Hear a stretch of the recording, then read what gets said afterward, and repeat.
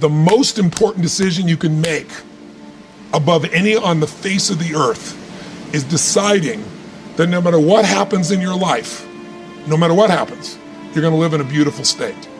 And what the hell does that mean? It means that you're not gonna suffer. It means a beautiful state is that you're gonna be happy, but that's only one. Or you're gonna feel creative, or you're gonna be passionate, or you're gonna be in awe of something, or you're gonna feel love. Any state that's a beautiful state is really the core essence of who you are without fear, right? All of our suffering as human beings, and I deal with people all the time. I mentioned to you off camera, two people I coached yesterday. One's a presidential candidate, and the other one is a rap superstar, right? Both in the same day.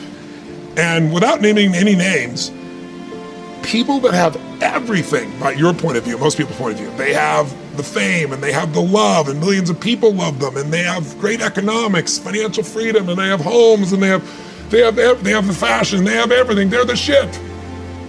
I can't tell you how many of them are miserable. Right. The majority are miserable. I'm not bullshitting. I'm the one who gets the phone call from the vast majority. When I say miserable, they're so used to it, some of them don't even realize they're miserable, right, but most do.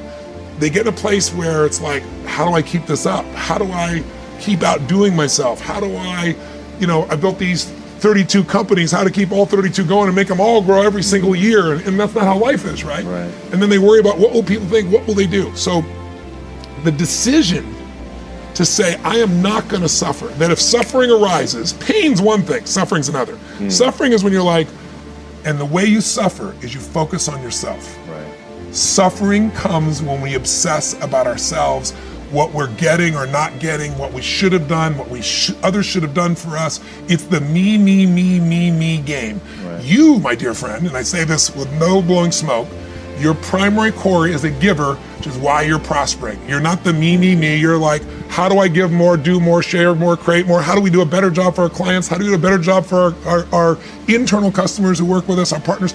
Your entire life is that. That's why you're prospering. And you're not feeling suffering. But when you do suffer, and I promise you do, you correct me if I'm wrong, it'll because you're worrying about something in the future. How's this gonna happen? Will this come together? Suffering can be worry, it could be anger, it can be frustration. It's anything that takes you out of a beautiful state. And here's what people don't get. You can end suffering by stop focusing on yourself and focus on something you wanna serve greater than yourself. Your children, your wife, your mission, your life. You can get out of it in an instant because the nature of the human mind is to constantly compare things. Your mind, your brain is a 2 million year old device, and it is not designed to make you happy. It's designed to make you survive. Right. And that's why it's always looking for what's wrong. But it used to be what's wrong, a saber-toothed tiger, so I can protect myself. Now people are worried about what people think about them, or do they have enough money when 2/3 of the planet lives on $2 a day. Right. And you're making $38,000, you're rich. The poorest of the poor in our country are considered rich. I'm not saying they should stay that way. Right. But you can only build on success. And so my view is, if you're watching, if you're listening to this, my goal would have you consider something. Life is short. We don't know how short it's gonna be. But if you only had a week to live, I bet you wouldn't allow yourself to suffer over a little crap that makes you crazy normally. I think you would probably spend time with those you love, you would do what you love, you'd take awe in a sunset, you'd smell the air, you would take in everything in those final moments that you possibly do. So my thing is, why wait? Right? Why wait? Why not just decide that if I start to suffer, I know the solution, because suffering is me obsessing about me. You might say, it's not me, I'm worried about my kids because they're not doing well. No, you're worried that you haven't done enough for your kids. It's about you still, right? Yes. You're worried about what was done or what you should have done or what shouldn't have done. And you can end that in an instant by becoming aware of it and saying, I have made the most important decision of all. I would say the 30-year-old would say, this is what we're gonna do this year, and it would be these huge numbers. And I developed a principle around the time I was 30, which is most of us overestimate what we're gonna do in a year, and we underestimate what we're gonna do in a decade. And a decade happens that fast. You'll blink your eyes and the decade will be here. That is a great point. I really, truly, everything I do is long term. I think it's the biggest challenge we have in corporate America, is everybody's looking at the next quarter. Instead of the best business people, the Mark Benioffs, the Steve Wynn's, the Peter Gubers, the people that I hang with, they all are decade-long people. When I was 14, I said, this is how my life's I decided, I said, in my 20s, I'm gonna help. I wanna have the skill to help anyone change their life. If I'm committed and they're committed, it's gonna be done. I'll have the ability. So I got to build to that, which I did. And then I said, in my 30s, at 14, I said, I'll do that with groups of people instead of one-on-one. And then in my 40s, I'll do it with big groups. In my 50s, I'll do it with companies. In my 60s, I'll either do it in government as a servant there or in a religious context, because I'm a spiritual person, but I don't tell people what to believe religiously. But at that point, I've lived long enough, maybe I will. First of all, you're talking about stuff that I can relate to like so many others can relate to. I mean, you know, everybody got the same story. We just got different details. But like I always say, life is 10% what happens to you, it's 90% what you do about it. See, we're going to dive into a chapter from my new book, and it's chapter 1, section 1. This is very clear for people. So the first step is getting completely and brutally honest enough to say, I am tired of myself. When you say I'm sick and tired of being sick and tired, that's the facilitator of change. That's when you're ready to say these words, no more excuses. No more excuses. I went to Kent State, I dropped out. I didn't drop out, I flunked out. Now that threw my life into a spiral, but because I didn't have a college degree, I could not let that stop me. And like you're doing, where you're saying, all my friends at this age are settled in your careers, you don't even know if they're happy or not. Stop comparing yourself to others. So the first thing you do is stop focusing on other people. Instead, focus on being the best version of you that you can. Then you'll recognize that you deserve to sit at the big table with everybody else after you become the best that you can be. Now, once you've accepted that you have as much right to success and much right to succeed as anybody else, the next step is learning how to talk the talk. You have to get fluent in the language of success so you speak it with ease. Surround yourself with people who've accomplished their dreams and immerse yourself in the culture of achievement. You should never judge your success by other people's accolades. You judge your success by God's instruction to your life and how well along you are with that instruction. Because I found out something in life, the average human being is so mediocre that to be a genius, just do a little extra. Y'all missed that. People are so normal. To be an expert, just go 1 inch abnormal, and they think you're great. So don't judge your success by the masses, what they think of you. Judge yourself by what God told you to do. Can I put it another way? When experience is your best teacher, then progress is imprisoned. Experience could be a curse. I've been taught by my parents years ago that experience is the best teacher. I don't believe that anymore. Experience could cause you to stop progressing because you keep judging your dreams by your experience, or your vision by your experience, and you end up saying, I tried that before, or I never saw anyone do it that way. And you begin to use your experience to stop your progress. This is why God always makes history with young people, because old people got too much experience. You all remember the story with David and Goliath? The problem with Saul, who was the king, was he had experience. And he tried to put his experience on David. He told David, wear my armor, wear my shield, use my sword. David put it on. David said, this thing is too heavy. And he went out and fought the giant with something the giant never saw before. A sling. How do you fight a rock with a sword? Giant says, what is this thing he's using? The giant is trained, experienced with a sword. So he expected an experienced swordsman to come and fight him. But here comes a little boy with equipment he ain't never seen before. We need some people like that in the 21st century who come with some things that they ain't never seen at the office. Think of some ideas that wreck the whole system. That's why Steve Jobs will always be in history as a great inventor. He keeps defying his own experience. I was reading his watching a documentary on him 2 weeks ago, and they said that when the iPhone came out, they said to him, that's it. You're the ultimate. This is it. He said, no. And he came up with this idea about the iPad. And he said, the people in the company said, it will never work. Why? It's an abnormal size. Either you got a computer or an iPhone. Put it in your pocket or put it in your briefcase. He said, this thing in the middle ain't gonna work. He says, look, we're gonna make this. Now the iPad is the most common machinery people use in the world. Sometimes you got to defy your own board to take progress. Experience, consult your experience, but never let it rule you. I love the phrase willpower, but willpower isn't something you conjure up. Willpower isn't something you drink. Willpower isn't something you download from Google. What you're talking about is, how do I make the choices that are in alignment with my highest purpose and my highest vision for myself?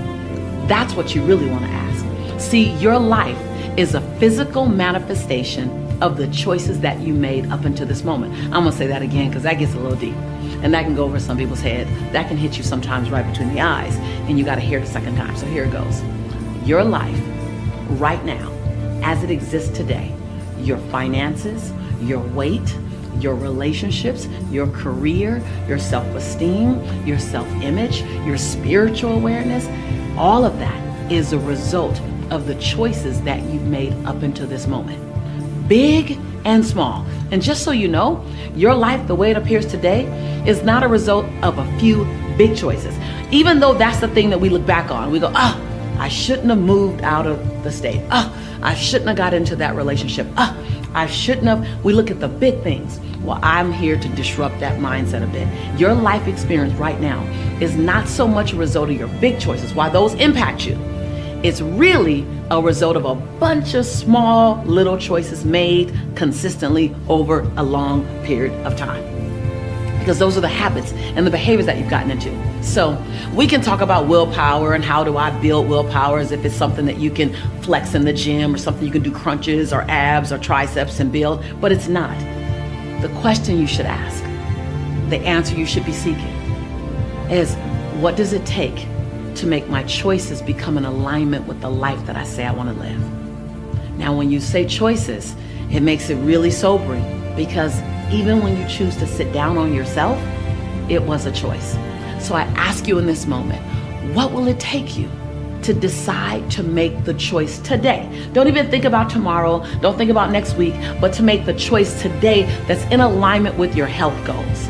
Make a choice today that's in alignment with your financial goals. It's the small things. It's the extra visit to Starbucks. It's the extra biscuit. It's the getting up early. It's 10 more crunches. It's doing squats every time you go to the bathroom. At least that's what I do. I do 10. I do 10 every time I go to the restroom. I'm already there. I'm just going to keep on going just because I want to stay in alignment with my goal. And my goal is to have a body that at least creates a double take or a triple take, maybe. I don't know. I wanted to create a body that is in alignment with my goal. I want to be able to go paintballing with my nephews and my son the way I just did recently. I want to be able to go jet skiing. So when I look at my life and my lifestyle that I want to maintain, it requires me to hike a little longer. It requires me to eat more vegetables and protein. It requires me, my choice of how I want to live requires my alignment in what I put in my body or how I stay active in my body. So when I date, I don't do dinner dates. I'm not interested in doing dinner dates. You want to date me? Let's go on a hike. Let's go skating, ice skating, roller skating. Let's go on a walk. I want active dates in my dating experience because that's in alignment with my life's purpose. So, what are you choosing? Let's not even look at willpower. Let's look at choices. Because choice is something you can control in every single moment. And the choice you made yesterday, if it wasn't in alignment with your greatest goal and your highest purpose, okay, yesterday's yesterday. Make a new choice today. You're not ever condemned or sentenced to making the same choice over and over and over again.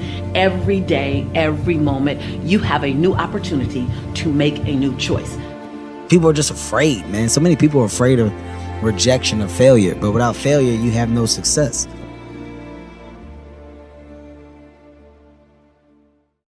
Hunger, I believe, is even more important than intelligence. Intelligence is so important, but there are a lot of very intelligent people that never maximize their capability. How many know somebody very smart that can't fight their way out of a paper bag? Say aye. So intelligence is so valuable, but hunger is even more. And if you've come to a program like this, I know the hunger is there. But the second thing it requires is a massive amount of energy. Because what I've found in life is many times people have the ability to do things, they know what to do, they just don't do it. And a big part of that is energy. So when I was back there feeling the energy, we got the music, it's so quiet in here. You're being quiet right now. Most of you are doing what you've done most of your life when you went to an education environment. And what is that? You're now learning the way you did when you went to a 20th century school. In a 20th century school, what do we learn? The bell rings and what are you supposed to do? Immediately report to your what? Position. And when you get to that position, you're supposed to sit down and start a conversation with the people around you. Is that right? You're supposed to initiate. Is that right? No. When you went to 20th century school, you were taught, sit down, be quiet, be passive, wait till someone tells you what to do. Today, if you wait for someone to tell you what to do, if you don't talk to your neighbor, you're out of business. Who's with me here? Say aye. So I'd like to change this, because how many of you in this room have ever gone to an environment where you learned something that you thought was really, truly valuable? No one sold you on it. You personally thought, this is really something that could change my business, change my life. You were excited about it. But when you went home, you literally never applied a bit of what you've learned. Who's ever done this before? Raise your hand, say aye. Oh, come on. If you're not raising your hand, you lie about other shit too. Raise your hand, say aye. Who's done this more than once in your life? Say aye. Who still feels intelligent? Say aye.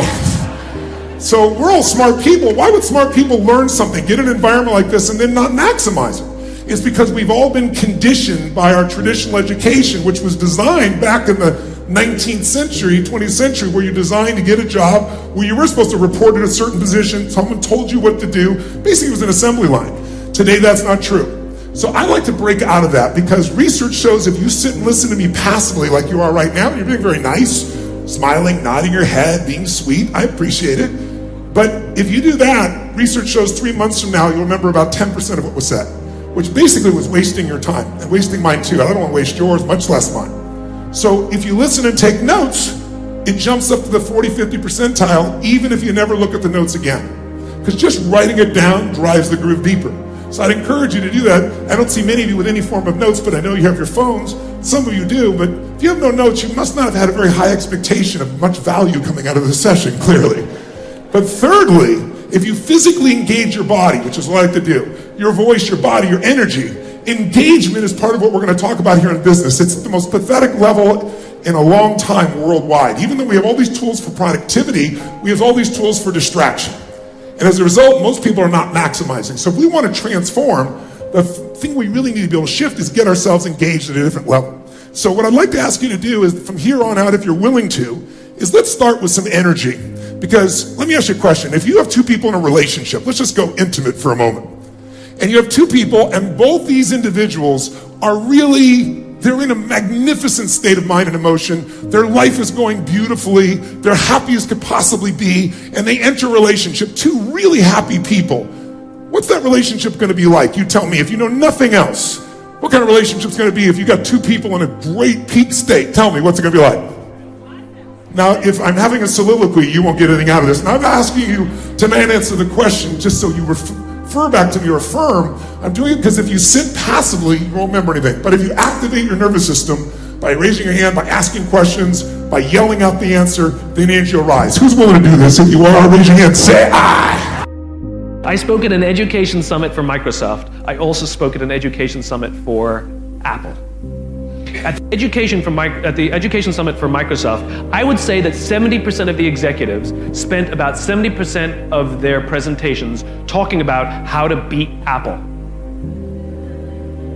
At the Apple Education Summit, 100% of the executives spent 100% of their presentations talking about how to help teachers teach and how to help students learn. One is playing this way and one is playing that way. One is playing finite, and the other one is playing infinite. Guess which one gets frustrated. So at the end of my talk at Microsoft, they gave me a gift. They gave me the new Zune when it was a thing.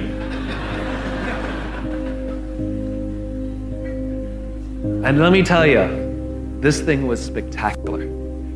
It was the most elegant piece of technology I'd ever used. The user interface was incredible. The design was spectacular. I absolutely loved it. It was easy to use, and it was bright and gorgeous and fantastic. It didn't work on iTunes, which is a different problem, so I couldn't use it, but it was amazing. And elegant. My God, it was elegant. So I'm sitting in the back of a taxi with a very senior Apple executive, sort of employee number 12 kind of guy.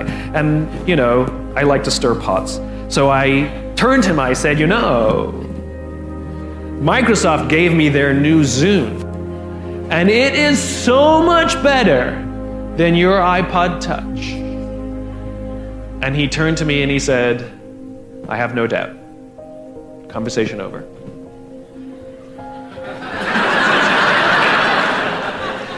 Because the infinite player understands sometimes you're ahead and sometimes you're behind. Sometimes your product is better and sometimes it's worse. The goal isn't to be the best every day. The goal isn't to outdo your competition every day. That's a finite construction. If I had said to Microsoft, I've got the new iPod Touch and it's so much better than your Zune, they would have said, can we see it? What does it do? React, react, react, react. Finite players play to beat the people around them. Infinite players play to be better than themselves. To wake up every single day and say, how can we make our company a better version of itself today than it was yesterday? How can we create a product this week that's better than the product we created last week? We also have to play the infinite game. It's not about being ranked number one. It's not about having more followers on Twitter than your friends. It's not about outdoing anyone. It's about how to outdo yourself. It's not about selling more books or getting more TED views than somebody else. It's about how to make sure that the work that you're producing is better than the work you produced before. You are your competition. And that is what ensures you stay in the game the longest. And that is what ensures you find joy. Because the joy comes not from comparison, but from advancement.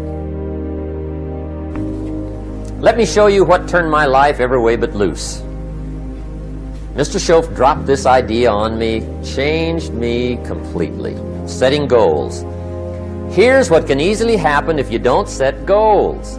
It's easy to let life deteriorate into making a living instead of designing a life. And we all have a choice. Make a living or design a life. It's easy to get trapped by economic necessity and settle for existence rather than substance. That's easy.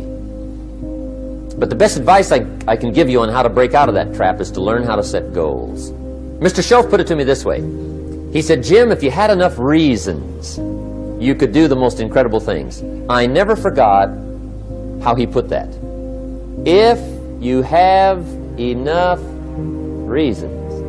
See, reasons will change your whole life. Mr. Shoaff said to me, he said, Mr. Rohn, I think you've got plenty of intelligence, you've got plenty of talent, you've got plenty of ability.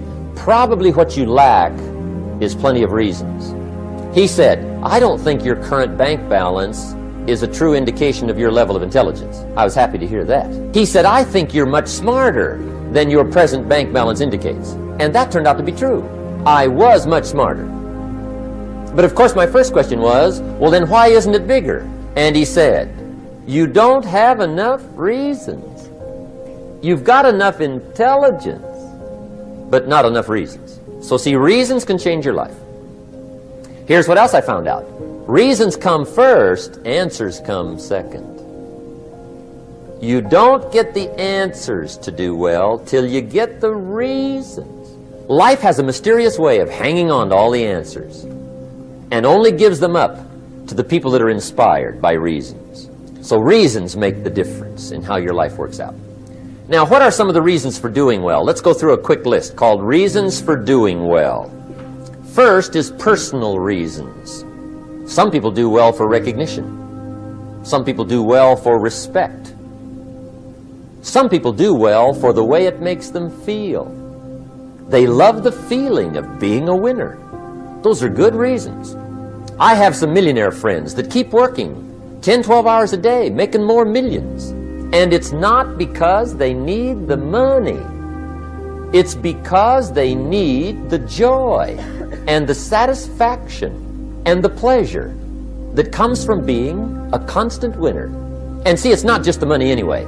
It's the journey, not the money. Once in a while somebody says to me, boy, if I had $1 million, I'd never work another day in my life. That's probably why the good Lord sees to it they don't get their million, right? They'd quit. They'd quit.